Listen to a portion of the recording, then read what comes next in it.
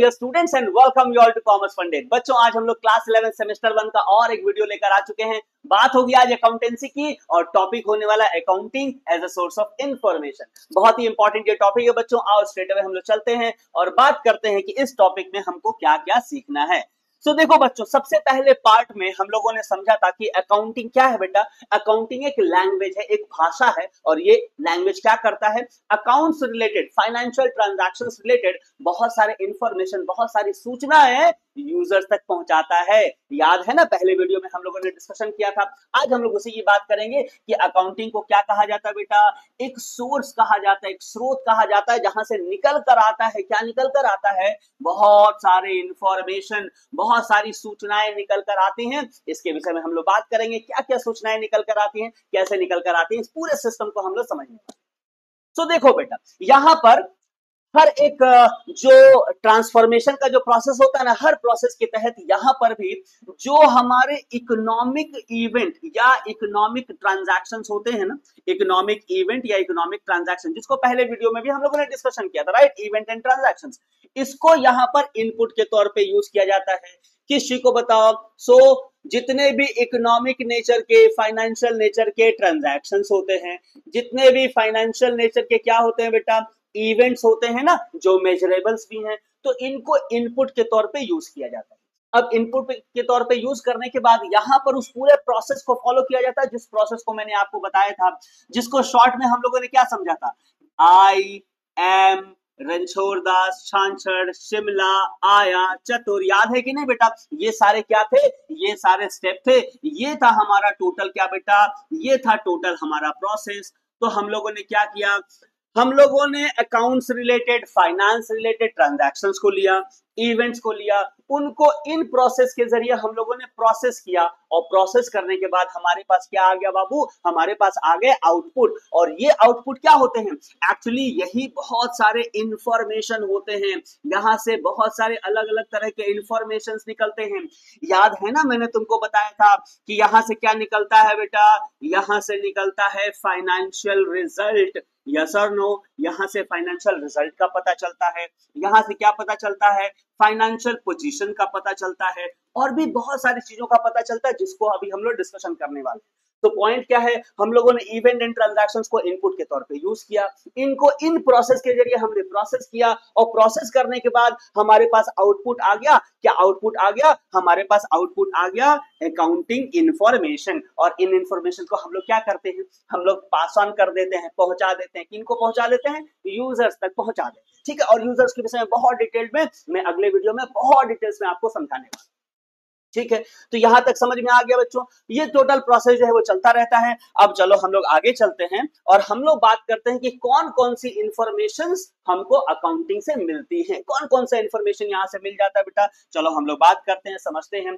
देखो, सबसे पहले जो इंफॉर्मेशन यहां से निकल कर आती है वो होती है इनकम रिलेटेड इंफॉर्मेशन, है ना। इनकम रिलेटेड इंफॉर्मेशन निकल कर आती है। कैसे कैसे निकल कर आती है? तो यहां से हमको ग्रॉस प्रॉफिट पता चलता है, यहां से हमको ग्रॉस लॉस पता चलता है, यहां से नेट प्रॉफिट पता चलता है, यहां से नेट लॉस पता चलता है। तो ये सारे तो प्रॉफिट रिलेटेड इंफॉर्मेशन है ना। ये कहां से निकले? अकाउंटिंग जब आपने किया, उस पूरे सिस्टम को फॉलो किया, आपके पास ये सारे इंफॉर्मेशन आ गए और आपको समझ में आता है। ये दोनों चीज कहां से आता है बेटा? ये दोनों चीज आता है ट्रेडिंग अकाउंट से। पहले क्लास में ही मैंने बताया था।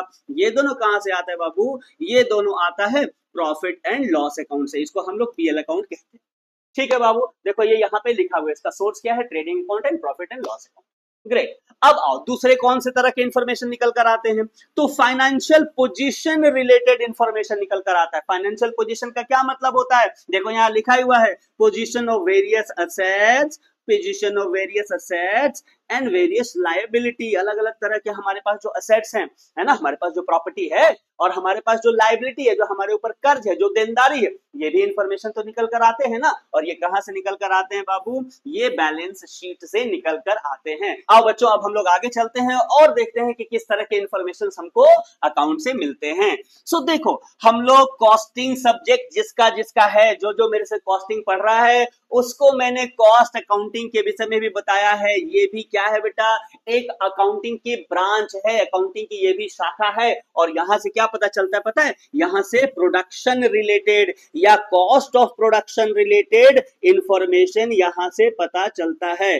Cost of production related information पता चलता है, जैसे पता चलता है कि रॉ मटेरियल कितने का कंज्यूम हुआ, पता चलता है डायरेक्ट वेजेस कितना हुआ, डायरेक्ट एक्सपेंस कितना हुआ, प्राइम कॉस्ट कितना हुआ, वर्क्स कॉस्ट कितना हुआ, कॉस्ट ऑफ प्रोडक्शन कितना हुआ, कॉस्ट ऑफ गुड्स सोल्ड कितना हुआ, टोटल कॉस्ट ऑफ प्रोडक्शन कितना हुआ। और ये सब सारा चीज अगर कॉस्ट अकाउंटिंग यानी कॉस्ट एंड टैक्स आपका सब्जेक्ट है, आप मेरे पास पढ़ रहे हो, तो ये सारी चीजों के विषय में मैं आपको काफी डिटेल में पढ़ाने वाला हूँ। तो सोचो ये इंफॉर्मेशंस भी तो अकाउंटिंग से निकल कर आया, क्योंकि ये तो ब्रांच ही है अकाउंटिंग का, तो ये इंफॉर्मेशंस भी हमको मिलता है।